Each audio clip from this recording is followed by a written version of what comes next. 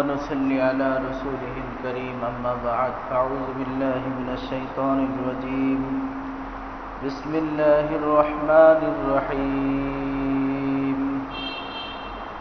وأقيموا الصلاة وآتوا الزكاة واقرضوا الله قرضا حسنا وما تقدموا لأنفسكم تجدوه عند الله خير وأعظم أجرا واستغفروا الله إن الله غفور رحيم وقال رسول الله صلى الله عليه وسلم إذا كان يوم القيامة تخرج حية من جهنم اسمها جريش رأسها في السماء السابعة وذنبها في الأرض السفلى وشفتيها ما بين المشرق والمغرب تنادي في الأرصاد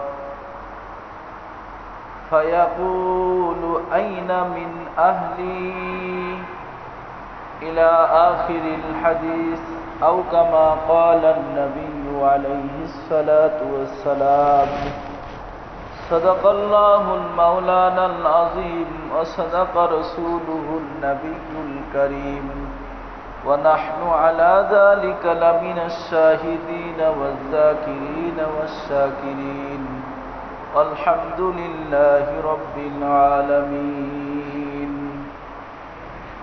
سبحانك لا علم لنا إلا ما علمتنا إنك أنت العليم الحكيم سبحان ربك رب العزة عما يصفون وسلام على المرسلين والحمد لله رب العالمين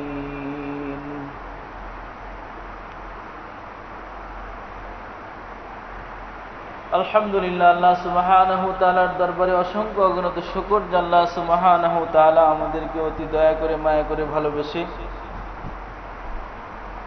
রমজানুল মুবারক এই বরকতময় মাসের দ্বিতীয় জুমায় আল্লাহ তাআলা আমাদেরকে আল্লাহর ঘর মসজিদে আসার তৌফিক দান করেছেন। কালিমাতুশ শুকর করি আলহামদুলিল্লাহ। তারই সাথে সাথে বিশ্ব মানবতার মুক্তির দিশারি, বিশ্ব জগতের রহমতের কান্ডারি মুহাম্মদ আরবি মুহাব্বতে সকলে পড়ি সাল্লাল্লাহু আলাইহি ওয়াসাল্লাম। আল্লাহ তাআলা এমন এক নবীর উম্মত হিসেবে আমাদেরকে প্রেরণ করেছেন যে নবী সমস্ত সৃষ্টিকুলের নবী।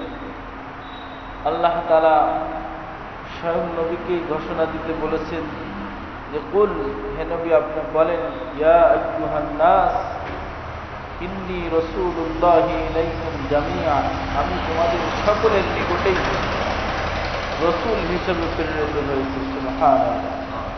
এমন একজন নবীর উম্মত হিসেবে আল্লাহ তাআলা আমাদেরকে প্রেরণ করেছেন।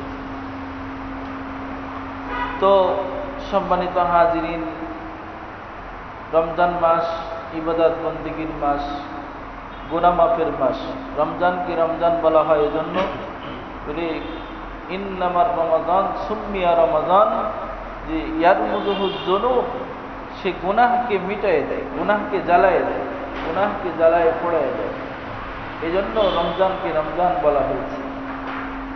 সম্মানিত হাজিরিন, যদি আমরা নিজেরাই যদি চিন্তা করি তাহলে আমরা বলতে পারবো যে একে একে রহমতের 10টা দিন প্রায় শেষের পথে। আজকে 9 রোজা, আজকে 10, আজকে শেষ।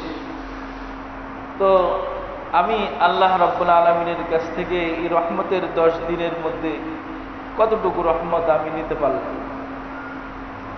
এজন্য হাবিবে কিবরিয়া সাল্লাল্লাহু আলাইহি ওয়াসাল্লাম একদিন জুমার দিন মেহরাবে ওঠার সময় প্রথম সিঁড়িতে পা রেখে রাসূল করিম সাল্লাল্লাহু আলাইহি ওয়াসাল্লাম বললেন আমিন। দ্বিতীয় সিঁড়িতে পা রেখে রাসূল করিম সাল্লাল্লাহু আলাইহি ওয়াসাল্লাম আমিন বলেছেন। তৃতীয় সিঁড়িতে পা রেখেও রাসূল আমিন বলেছেন।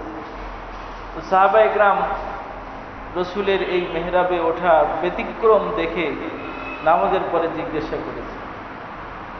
তো রাসূল করিম সাল্লাল্লাহু আলাইহি সাল্লাম বলেন যে আমি যখন প্রথম সিঁড়িতে পা রেখেছি, জিবরাইল আমিন আমার কাছে এসে বলল, ইয়া রাসূলুল্লাহ, ইয়া হাবিবাল্লাহ, যে ব্যক্তি রমজান মাস পাইল আর নিজের গুনাহ খাতা মাফ করাইতে পারল না আল্লাহর কাছ থেকে, তার ধ্বংস। তো আমি জিবরাইলের এই দোয়ায় আমি আমিন বলেছি, এই বদদোয়ায় আমি আমিন বলে, হে নবী আপনি, ইয়া রাসূলুল্লাহ আপনি আমিন বলেন। তো আমি আমিন বলেছি।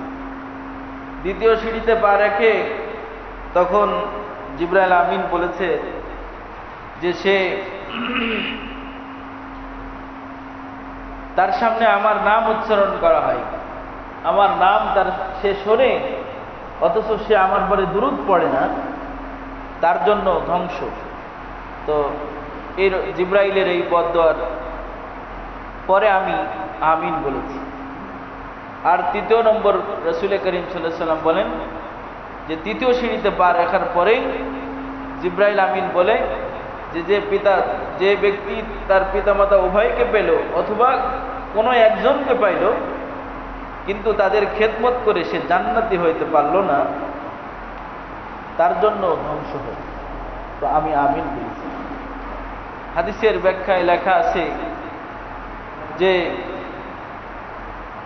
জিবরাইলের বদদোয়াই যথেষ্ট ছিল মানুষের ধ্বংসের জন্য। মানুষের ধ্বংসের জন্য জিবরাইলের বদদোয়াই যথেষ্ট ছিল, কিন্তু সেখানে এমন একজন ব্যক্তির আমিন বলে, যে নবী সমস্ত নবীকুলের নবী হাবিবে কিবরিয়া সাল্লাল্লাহু আলাইহি সাল্লাম, সেখানে আমিন বলে আরো সেই মানুষের বদদোয়াকে আরো জোরালো করে দিয়েছে, শক্তিশালী করে দিয়েছে। এই জন্য এটা অনেক বড় কথা যে রমজান মাস পাইল আর গুনাহ খাতা মাফ করাইতে পারল না, সে ধ্বংস হয়ে যাক।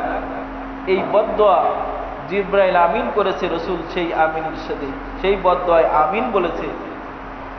এটা একজন রাসূল করিম সাল্লাল্লাহু আলাইহি সাল্লামের ন্যূনতম একজন উম্মত যদি এই কথাটা শোনে, তাহলে সে বরদাস্ত করতে পারে না যে সে তো 24টা ঘন্টার মধ্যে সে অস্থির থাকার কথা যে কিভাবে তার জীবনের গুনাহ খাতা মাফ হয়।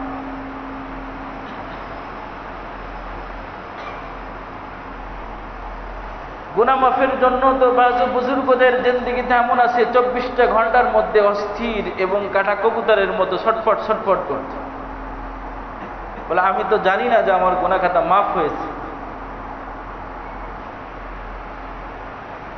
সাহাবায়ে কেরাম রাদিয়াল্লাহু তাআলা আনহুম আজমাইন তাদের জীবদ্দশায় কোনো একটা আল্লাহর নাফরমানি হয়ে গেলে সাথে সেটার সংশোধন করার জন্য রসুলের দরবারে উপস্থিত হতো।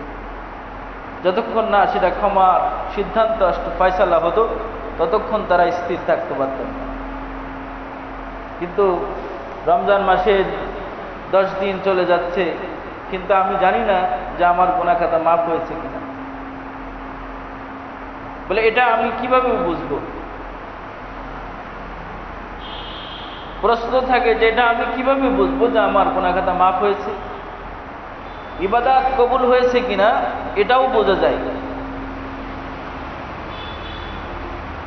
অন্তর ওরকম অন্তর যদি হয় তাহলে বোঝা যায় যে আল্লাহ আমার এই রোজা রাখা এই ইবাদতের দ্বারা আল্লাহ সন্তুষ্ট কিনা, এটা মনেই সাক্ষী দেয়, মনে একটা শান্তি আসে। দোয়া কবুল হয়েছে কিনা দোয়া করলেই বোঝা যায়, যে দোয়ার মধ্যে যে একটা অবস্থা আসে সেই অবস্থা দেখেই বোঝা যায় যে আমার দোয়া আল্লাহর কাছে কবুল হয়েছে কিনা। তো ঠিক ইবাদত বন্দিগির মধ্যে যদি এমন অবস্থা সৃষ্টি হয় যে ইবাদত করার পরে মনে শান্তি লাগে, তো এটা মালিকের দরবারে কবুল হওয়ার একটা নিদর্শন। আর গতানুগতিক নামাজ পড়তে হয় পড়লাম, রোজা রাখতে হয় রাখলাম, দোয়া করতে হয় করলাম, গাফেলের ইবাদত আল্লাহ তাআলা কবুল করেন। যে গাফেল থাকে, গাফেল গাফেলের ইবাদত আল্লাহর কাছে মকবুল হয় না। তো 10 দিন শেষ, আর 20 দিন আছে, 19 দিন অথবা 20 দিন, রহমতের 10 দিন বিদায়, মাগফিরাত আর নাজাতের যে দিনগুলো আছে, আল্লাহ তাআলা আমাদের বাকি দিনগুলোর মধ্যে ইবাদত বন্দেগী করে আল্লাহ তাআলার কাছ থেকে নিজের জীবনের ক্ষমা আর আখিরাতের জীবনের কঠিন মুসিবত থেকে নাজাতের ফয়সালা করার তৌফিক দান করে, সকলে বলে আমিন।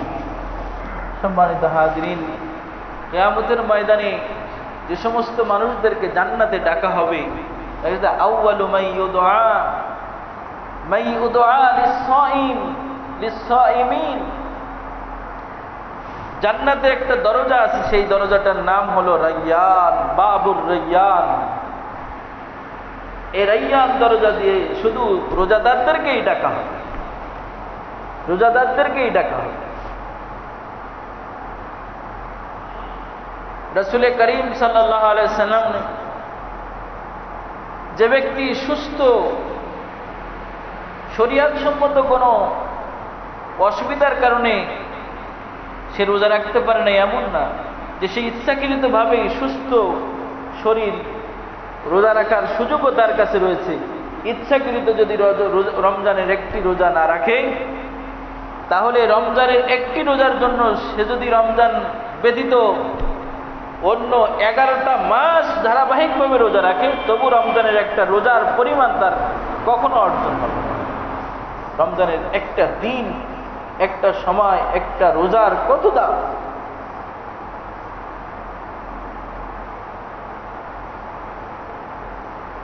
কত সুস্থ মানুষ আশেপাশেই ঘরে রোজা রাখেন। আর শুধু রমজান মাসকে সম্মান করার কারণে বিধর্মীদেরকেও আল্লাহ তাআলা মাফ করে দিয়েছে। একটা ঘটনা আছে কিতাবের ভিতরে, যে সে মুসলমানদের বাড়ির পাশেই তার ঘর ছিল, বাড়ি ছিল, তো সে যে বিধর্ম, তার ধর্ম ভিন্ন, তারপরে তো রোজা ফরজ না, এই জন্য সে তার সন্তানকে দিনের বেলা খাওয়াইতে খুব গোপনে খাওয়াইতে। মুসলমানরা রোজা রাখে, ওদের সামনে খাওয়া যাবে না বলে, এই ওসিলায় আল্লাহ তাআলা তাকে মাফ করে দিয়েছে। কিন্তু আমি কোন পর্যায়ে, আমার অন্তর কোথায়, আমার আল্লাহর ভয় কোথায় গেল যে আমি মুসলমান হয়ে একজন রোজাদারের সামনেই সিগারেট টানি।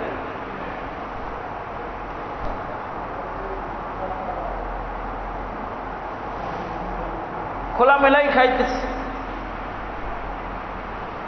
রমজান মাসে রোজা রাখা, যার পরে রোজা ফরজ, সে যদি ইচ্ছাকৃতভাবে রোজা না রেখে যদি ভক্ষণ করে, সেটা সে হারাম ভক্ষণ করবে, হারাম ভক্ষণ করবে। আর হারাম দ্বারা যে শরীর লালিত পালিত, তা জাহান্নামের জন্য, তার ঠিকানা হবে জাহান্নাম। লা ইয়াদখুলুল জান্নাতা জাসাদুন গুযিয়া বিল হারাম, হারামে লালিত পালিত শরীর, তার ঠিকানা হবে জাহান্নাম। সম্মানিত হাজিরিন, এই জন্য বাকি রোজাগুলা কবুল হয়, বুঝলেন, যে রোজা কবুল হওয়ার জন্য 5 ওয়াক্ত নামাজ জামাতের সাথে আদায় করা, হালাল রুজি ভক্ষণ করা, নিজেকে সমস্ত প্রকার গুনাহ থেকে বাঁচিয়ে রাখা। বড়ই আফসোস লাগে, এমন একটা যুগ আমাদের কাছে আসছে, আমরা এমন যুগেই আছি যে মানুষ সময় কাটানোর জন্য টেলিভিশন নিয়ে বসে থাকে, টেলিভিশন নিয়ে সময় কাটায়। আর কত আল্লাহর বান্দারা কোরআন নিয়ে সময় কাটায় রাত দিনে। রমজান মাস, তার টার্গেট যেই 30 দিনে আমার 3টা খতম দিতে হবে, 2টা খতম দিতে হবে, এত খতম দিতে হবে। তার কাছে আফসোস, যদি দিনটা আর একটু বড় হতো। তার কাছে আফসোস লাগে, যদি দিনটা আর একটু বড় হতো, তাহলে তেলাওয়াতের সময় আরো বেশি পাওয়া যেত, আরো বেশি তেলাওয়াত করতে পারতাম। তো তার সওয়াব, আর যে রোজা রাখে আর সে অন্যায় কাজের মধ্যে সময় কাটায়, সময় কাটানোর জন্য টেলিভিশনের সামনে বসে, অন্য খেলায় মেতে থাকে, তার সওয়াব তো একরকম হবে না, এটা হইতেও পারে। তবে আল্লাহ তাআলা আমাদের কবুল হয় মতো রোজা রাখার তৌফিক আল্লাহ তাআলা দান করে, সকলে বলেন আমিন। সম্মানিত হাজিরিন, আমি যে আয়াত তেলাওয়াত করেছি সূরা মুজাম্মিলের থেকে একটা আয়াত তেলাওয়াত করেছি। যেহেতু রমজান মাসের দ্বিতীয় সপ্তাহ, আজকে দ্বিতীয় জুমা, যাদেরকে আল্লাহ তাআলা সম্পদ দিয়েছে, সম্পদশালী করেছে, যারা যাকাত দেয়, তারা সওয়াবের আশায়, অতিরিক্ত সওয়াবের আশায় দেখা যায় অধিকাংশ রমজান মাসেই যাকাত দিয়ে থাকে। সেই উদ্দেশ্যে আমিও একটা যাকাত সম্পর্কিত একটা আয়াত তেলাওয়াত করেছি, একটা হাদিসও তেলাওয়াত করেছি, যাতে যাকাত সম্পর্কে আমাদের আগের জানা কথাগুলোকে আবার একটু নতুন করে জানার হয়ে যায়, এবং যাকাত দিতে যেন একটু আমাদের অন্তরের মধ্যে আগ্রহ তৈরি হয়।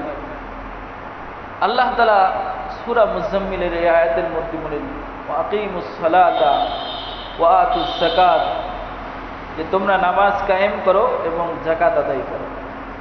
ওয়া আকরিদুল্লাহ কারদান হাসানা, আল্লাহকে উত্তম করজ দাও, ঋণ দাও। তো আল্লাহ তাআলা যে কোরআনে কারীমের মধ্যে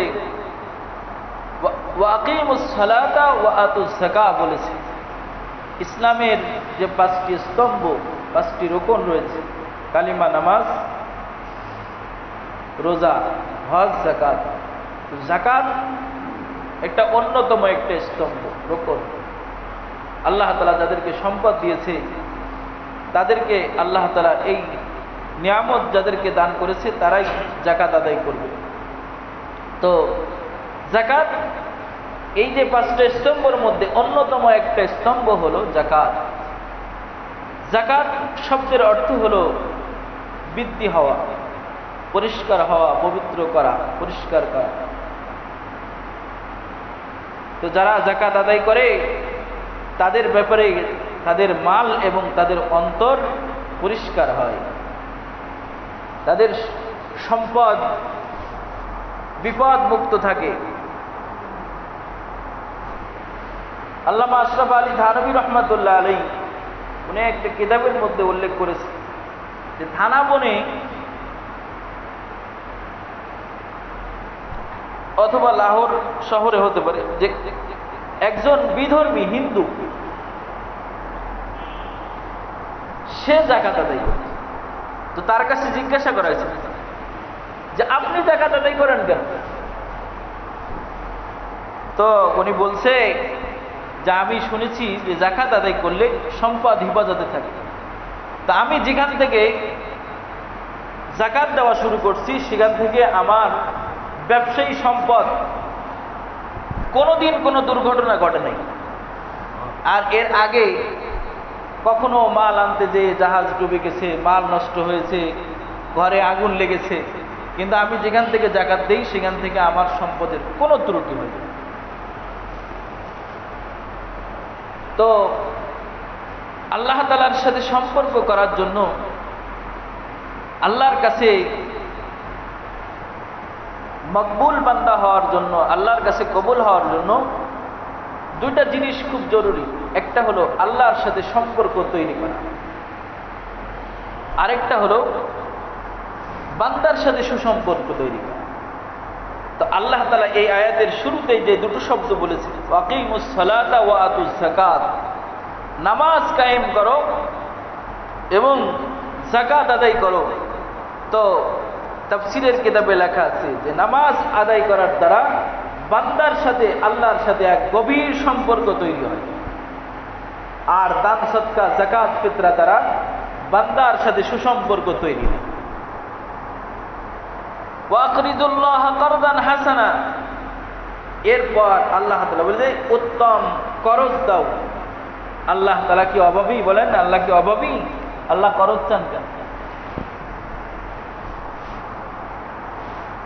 আল্লাহ আকিমুস সালাতা ওয়া আতুজ যাকাত ওয়া আকরিদুল্লাহ, খরচ করে নফল সদকার কথা বলা হয়েছে। যাকাত তো বাধ্যতামূলক তার দিতেই হবে।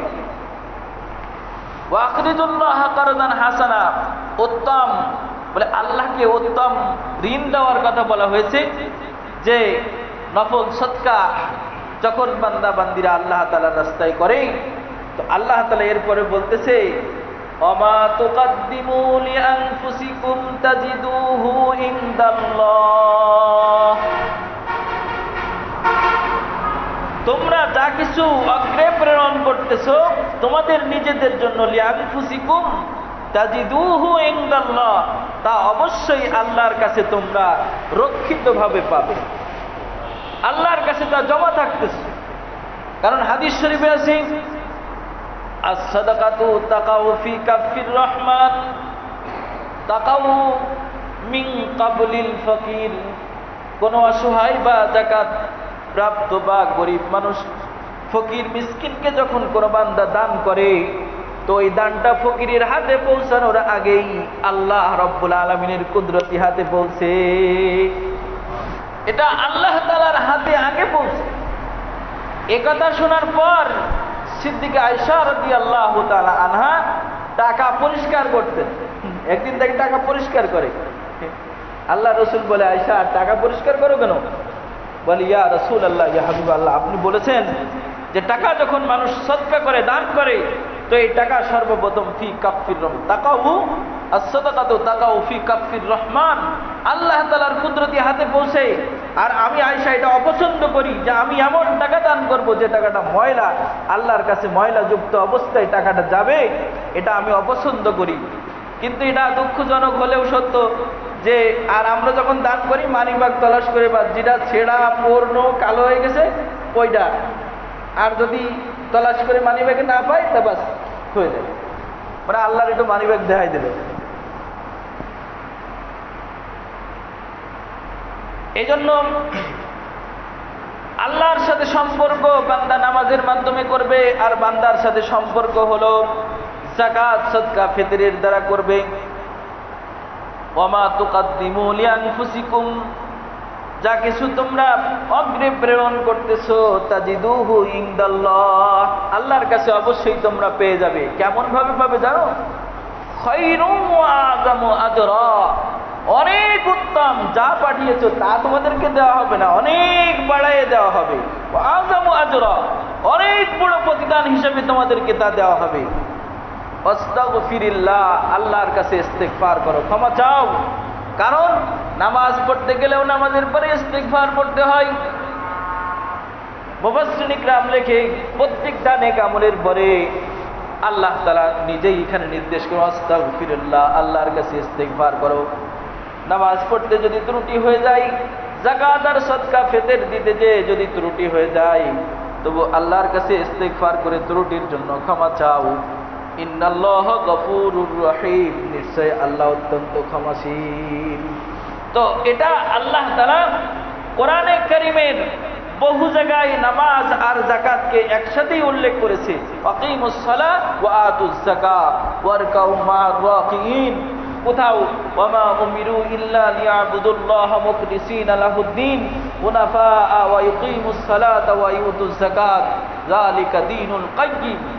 আল্লাহ তাআলা বহু জায়গায় কোরআনে কারীমের যাকাত, এই নামাজ আর যাকাতকে একসাথে বলেছেন।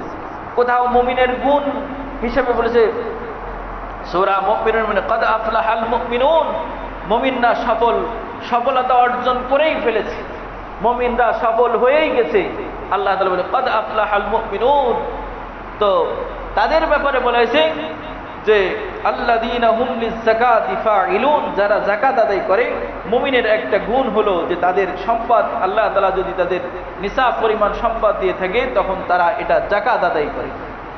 আর শুধু যাকাত না, সদকার ব্যাপারেও আল্লাহ তাআলা কোরআনে কারীমে বহু জায়গায় বলে মান জাআ বিল হাসানাতি ফালাহু আশরু আমসালিহা, যে ব্যক্তি আল্লাহর সন্তুষ্টির উদ্দেশ্যে 1 টাকা আল্লাহর রাস্তায় দান করে, আল্লাহ তাআলা তার সওয়াবকে 10 গুণ বৃদ্ধি করে দেন। শুধু তাই না, কোথাও আল্লাহ তাআলা বলেন মাসালুল লাযীনা ইউনফিকুনা আমওয়ালাহুম ফি সাবিলিল্লাহি কামাসালি হাববাতিন আম্বাতাত সাবআ সানাবিলা ফি কুল্লি সুম্বুলাতিন মিআতু হাব্বা। বলে কোন ব্যক্তি আল্লাহ মাসালুল লাযিনা ইউনফিকুনা আমওয়ালাহুম ফি সাবিলিল্লাহি কামাসালি হাব্বাতিন, বলে সেটা একটা দানার মতো, একটা দানা, একটা বীজ যে বপন করে, আম্বাতাত সাবআ সানাবিলা, সেই একটা বীজে 7টা বাল বাইর হলো, আর ওই 7টা বালের মধ্যে প্রত্যেকটা বলে ফি কুল্লি সুম্বুলাতিন মিআতু হাব্বা, প্রত্যেকটা বালের মধ্যে 100 করে দানা, অর্থাৎ 700। তো আল্লাহ তাআলা একটা দানার বিনিময়ে 700, অর্থাৎ 1 টাকার বিনিময়ে 700 সওয়াব দান করবে। 1 টাকার বিনিময়ে 700। এটা বলেই আল্লাহ তাআলা ক্ষান্ত হননি, বলেন ওয়াল্লাহু ইউযাইফু লিমান ইয়াশা, আল্লাহ তাআলা আর অনেক দান করবেন যাকে ইচ্ছা তাকে। যে যত স্বতঃস্ফূর্তভাবে দান করবে আল্লাহ তার সওয়াবকে ওরকম বৃদ্ধি করে দেবে। আর যারা চিন্তা করে দান করলে তো কমে যায়, দান করলে যারা কমে যায় তাদের ব্যাপারে আল্লাহ তাআলা বলে যে এটা আল্লাহ তাআলা বলেন, আল্লাহ বলে আল্লাহ ওয়াদা করে, এই ওয়াদা দেয় শয়তান, আর শয়তানু ইয়াইদুকুমুল ফাকরা ওয়া ইয়া'মুরুকুম বিল ফাহশা, শয়তান তোমাদেরকে বলে যে দান করলে কমে যাবে। দরিদ্রতার ভয় দেখায় শয়তান, শয়তান বলে এত দান করলে তো ফকির হয়ে যাবে। ওয়া ইয়া'মুরুকুম বিল ফাহশা, এবং অশ্লীল কাজের হুকুম করে হলো শয়তান। আল্লাহ তাআলা বলতেছে ওয়া ইয়াইদুকুমুল্লাহ, আল্লাহু ইয়াইদুকুমুল মাগফিরাতাম মিনহু ওয়া ফাদলা, আর আল্লাহ তাআলা তোমাদেরকে ডাকেন তার ক্ষমার দিকে এবং তার দয়ার দিকে। আল্লাহ তাআলা তোমাদেরকে ওয়াদা, আল্লাহু ইয়াদউ ইলা দারিস সালাম, আল্লাহ তাআলা শান্তির দরজার দিকে অর্থাৎ জান্নাতের দিকে আল্লাহ তাআলা ডাকেন। শয়তান দরিদ্রতার ভয় দেখায়, তো আল্লাহ তাআলা করজে ওয়া আকরিজুল্লাহ করদান হাসানা, আমাকে উত্তম দান মানে করজ দাও। আল্লাহ তাআলা কি অভাবী? আল্লাহ করজ চাই কেন? বলে যদি কোনো ব্যক্তি, হাদিসে কুদসিতে আছে আল্লাহ রাব্বুল আলামিন সেদিন মানুষকে বলবে যে আমার বান্দা, হে আমার বান্দি, আমি অসহায় ছিলাম, কই আমাকে তো তুমি সহযোগিতা করনি, আমি বিবস্ত্র ছিলাম, আমাকে তো বস্ত্র দাওনি, আমি ক্ষুধার্ত ছিলাম, আমাকে খাওয়াওনি, আমি এরকম রোগগ্রস্ত ছিলাম, আমাকে তো সেবা করনি। বলবে আল্লাহ আপনি তো এসব সব জিনিস থেকেই পবিত্র, আপনাকে কিভাবে পাবো? বলে কেন? তোমার বাড়ির পাশে তো একজন দরিদ্র মানুষ ছিল, তাকে যদি তুমি খাওয়াতে, সে অভুক্ত ছিল, তাকে যদি তুমি খাওয়াতে সেটা আমার খাওয়ানো হতো, তাকে যদি তুমি বস্ত্র দিতে তাহলে আমাকেই বস্ত্র দেওয়া হতো, সে অসুস্থ ছিল, যদি তুমি তার সেবা করতে তাহলে সেটা আমার সেবা করা হতো। কারণ হাদিস শরীফের মধ্যে আছে যে আল মাখলুকু আল খলকু ইয়ালুল্লাহ, আল্লাহর পরিবার, আল্লাহর সৃষ্টি সব হলো আল্লাহর পরিবারভুক্ত। সুবহানাল্লাহ। এজন্য একটা মানুষের, একটা মাখলুকের প্রতি দয়া করা কেমন যেন এটা আল্লাহর পরিবারের সাথেই দয়া করা। সম্মানিত হাজিরিন, এবছর সদকা আফেদের ইসলামী ফাউন্ডেশন থেকে বলেছে 70 টাকা, 60 টাকার একটু বেশি হয়, সেই হিসেবে ওরা ফিগার মিলাই 70 টাকা সদকা ফেতের, 70 টাকা। আর সদকা ফেতের ওই ব্যক্তির পরেই ওয়াজিব হবে যার কাছে 50 থেকে 52,000 টাকা নগদ মূল্য বা এমন মূল্যের কোনো সম্পদ তার কাছে আছে, তারপরে সদকা ফেতের ওয়াজিব। আর যাকাত ওয়াজিবের জন্য এই 50 থেকে 52,000 টাকা মালিক যদি সে সারা বছরই যদি এমন টাকার মালিক যদি সে হয়ে থাকে, তাহলে তারপরে যাকাত ওয়াজিব হয়ে যায়, ফরজ হয়ে যায়। তো এখন এই 50,000 টাকা যাকাত হলো 3 ধরনের মালের পরে যাকাত আসে। একটা হলো সোনা, রূপা আর নগদ মূল্য ব্যবসায়ী জিনিস। সোনা রূপাকে একটা ধরেন, সোনা রূপা, নগদ মূল্য আর ব্যবসায়ী মাল সম্পদের পরে যাকাত আসে। এই 3 ধরনের জিনিসের পরে যাকাত আসে, আর বাকি কোনো জিনিসের পরে, জমির পরে যাকাত আসে না, গাছের পরে যাকাত আসে না, গরু ছাগল হাঁস মুরগি এগুলোর পরে যাকাত আসে না। বিল্ডিং আছে, বিল্ডিং এর পরে যাকাত আসে, বিল্ডিং এর ইনকামের পরে যাকাত আসে। তো যদি ব্যবসার নিয়তে যদি কেউ বিল্ডিং তৈরি করে যে আমি এই ফ্ল্যাট ফ্ল্যাট করে তৈরি করতেছে, এগুলা বিক্রি করে দেবে ফ্ল্যাট আকারে, তাহলে সেটা ব্যবসায়ী সম্পদ হবে না? জমি যদি কেউ ব্যবসার নিয়াতে কিনে, যে এটা কিনলাম বিক্রয় করে দেবে, এই নিয়াতে যদি কেনে, তাহলে সে জমিরও মূল্য ধরতে হবে, অর্থাৎ সেটা ব্যবসায়ী পণ্যের মধ্যে চলে যাবে। কিন্তু ব্যবসার মাধ্যম হিসেবে যে সমস্ত জিনিস ব্যবহার হয়, আমি ব্যবসা করি এজন্য আমার 5খান ট্রাক আছে, মাল আনা নেওয়া করা হয়, এই 5টা ট্রাক আমার এই ব্যবসার জন্যই ব্যবহার করা হয়, ওই ট্রাকের পরে জাকাত আসবে। তো এমনিভাবে 1 নম্বর হলো সোনা রূপা। তো সোনা রূপার ব্যাপারে পরিষ্কারভাবে একটু সবাই একটু খেয়াল করি, এটা বোঝা দরকার। সোনা রূপা, যার সোনা রূপা আছে, যদি সোনা থাকে শুধু সোনা, তার রূপাও নাই টাকাও নাই, তাহলে শুধু সোনার নিসাব, অর্থাৎ 7.5 তোলা সোনা হতে হবে। যদি 7.5 তোলা সোনার কম থাকে এবং তার টাকাও নাই রূপাও নাই, তাহলে তারপরে জাকাত ওয়াজিব হবে না। বুঝা গেছে না? যদি শুধু রূপা থাকে, সোনাও নাই টাকাও নাই, তাহলে রূপার নিসাব, অর্থাৎ 52.5 তোলা রূপা হতে হবে।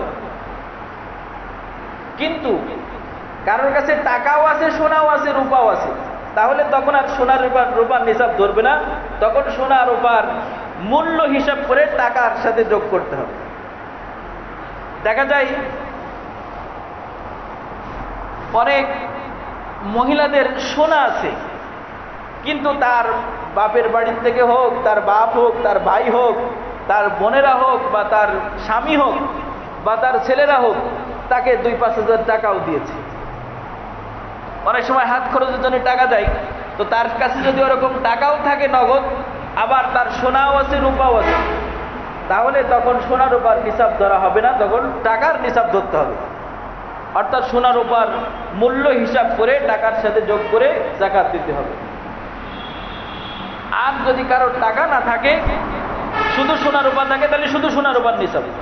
আর ব্যবসায়ী মালের জন্য, ব্যবসায়ী মাল এটা যদি 50,000 টাকা ওরকম নিসাব পরিমাণ হয়ে, যা সম্পদ আছে, হতে পারে এমন যে 50,000 টাকা আমার সারা বছর ছিল, এই 1 বছর পড়তে 6 মাসের আগে আমি 5 লাখ টাকার মালিক হচ্ছি, তখন বলবো হুজুর 5 লাখ টাকার জাকাত দিতে হবে? অবশ্যই দিতে হবে। শরীয়তের নিয়ম যে আপনি একদিন আগে, বছরের একদিন আগেও 5 লাখ টাকার মালিক হলেও ওই 50,000 টাকার সাথে এই 5 লাখ টাকা মিলাই এই 5.5 লাখ টাকার জাকাত আপনাকে দিতে হবে। আবার অনেক সময় অ্যাডভান্স টাকা আছে না, অ্যাডভান্স দোকানপাটে অ্যাডভান্স নেয়, যে অ্যাডভান্স দিয়ে তারপরে কি বলে, ওর অ্যাডভান্স বলে না, অ্যাডভান্স দিয়ে যে দোকান নেয়, হ্যাঁ, পজিশন।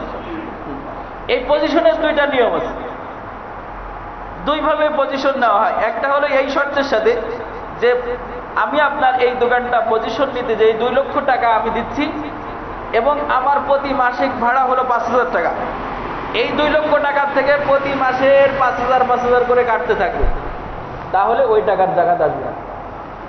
কিন্তু ওই টাকা আপনাকে পরবর্তীতে ফিরাই দেবে, তাহলে তো আপনি অবশ্যই মালিক আছেন, এজন্য ওই 2 লক্ষ টাকার জাকাত দিতে হবে।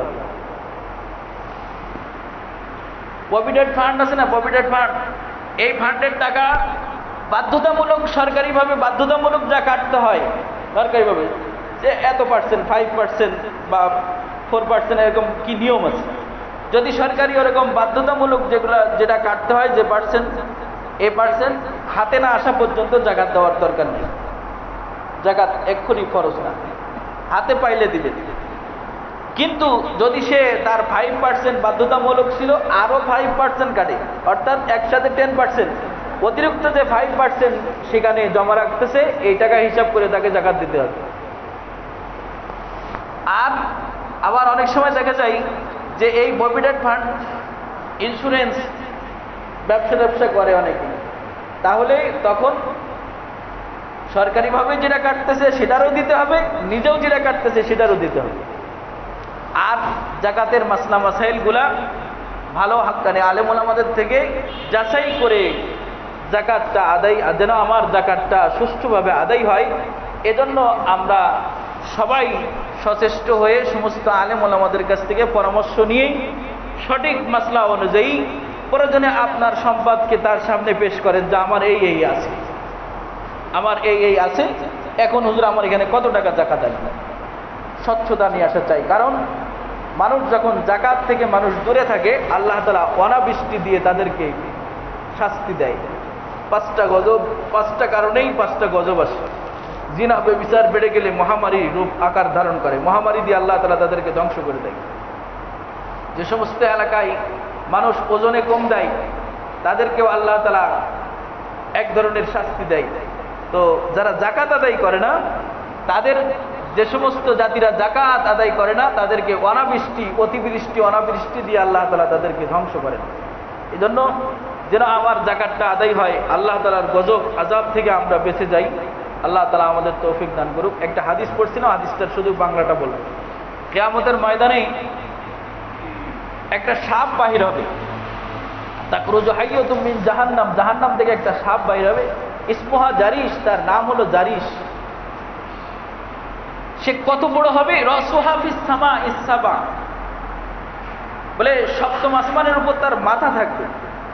ওয়া জামবুহা ফিল আরদিস সুফলা, আর সপ্তম জমিনের নিচে তার লেজ হবে। ওয়া সাফাতাইহা মা বাইনাল মাশরিকি ওয়াল মাগরিব, তার একটা ঠোঁট আরেকটা ঠোঁটের দূরত্ব হবে পূর্ব থেকে পশ্চিম। তুনাদি ফিল আরসাদ, সে কিয়ামতের ময়দানে এসে চিৎকার করে ডাকতে থাকবে, আইনা আহলি, আমার পরিবার পরিজনরা কোথায়? তখন আল্লাহ তাআলা জিবরাইল আমিনকে বলবে যে জিবরাইল, জিজ্ঞাসা করো জারিশ কাকে তলাশ করে। তো জিবরাইল আমিন জিজ্ঞাসা করে, ফায়াকুলু জিবরাইল মাযা তাতলিবু ইয়া জারিশ, জারিশ তুমি কাদেরকে তলাশ করো? বলে খামসাতুম নাফারুম মিন উম্মতি মুহাম্মাদিন সাল্লাল্লাহু আলাইহি সাল্লাম, মুহাম্মদ সাল্লাল্লাহু আলাইহি সাল্লামের উম্মতের নাফারমান 5 ধরনের মানুষ আমার পরিবারভুক্ত। বলে আউয়ালুহা তারিকুস সালাত, প্রথম নম্বর হলো যারা নামাজ তরককারী। ওয়া সানিহা মানিউজ যাকাত, এবং দ্বিতীয় নম্বর হলো যারা যাকাত আদায় করে না। ওয়া সালিসুহা শারিবুল খাম, তৃতীয় নম্বর হলো শরাব পানকারী। ওয়া রাবিহা আকিলুর রিবা, চতুর্থ নম্বর হলো যারা সুদ খায়, ঘুষ খায়, সুদ খায়। আর ওয়া খামিসুহা হুকুকুল ওয়ালিদাইন, পিতামাতারে কষ্ট দেয় যারা। এই 5 ধরনের মানুষকে আমি তলাশ করি।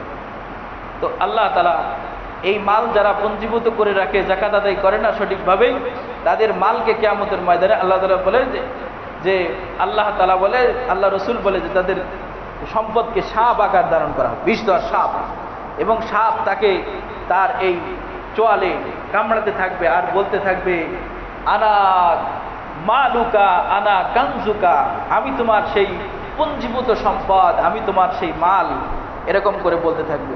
সূরা তৌবার 60 নম্বর আয়াতেও আল্লাহ তাআলা বলে, 60 না, সূরা তৌবার 1 আয়াতে আল্লাহ তাআলা বলে, আল্লাযীনা ইয়াকনিজুনা আয-যাহাবা ওয়াল ফিজ্জা ওয়া লা ইউনফিকুনা ফি সাবিলিল্লাহ ফাবাশশিরহুম বিআযাবিন আলীম, যারা স্বর্ণ রূপাকে জমা করে রাখে আর তার যাকাত আদায় করে না, তাদের জন্য সুসংবাদ কঠিন আযাবে। ওয়া ইয়াউমা ইউহমা আলাইহা, সেদিন জাহান্নামের আগুনে ওই সম্পদকে উত্তপ্ত করা হবে। আর ওয়াতুকওয়া বিহা জিবাহুহুম ওয়া যুহুরুহুম, তাদের পার্শ্ব দেশে, ললাটে, পৃষ্ঠ দেশে ওই মাল দিয়ে দাগ দেওয়া হবে। আর বলা হবে, হাযা মা কানাসতুম লিআনফুসিকুম, এটা তোমাদের জন্য তোমরা জমা করে রাখছিলে, সেই সম্পদ হলো এই। ফাযুকু মা কুনতুম তাকনিজুন, আজকে যে জমা করে সম্পদ রেখেছিলে তার শাস্তি আজকে ভোগ করে দেবে। আল্লাহ তাআলা আমাদের এগুলোর থেকে হেফাজত করুক, সকলে বলে আমিন।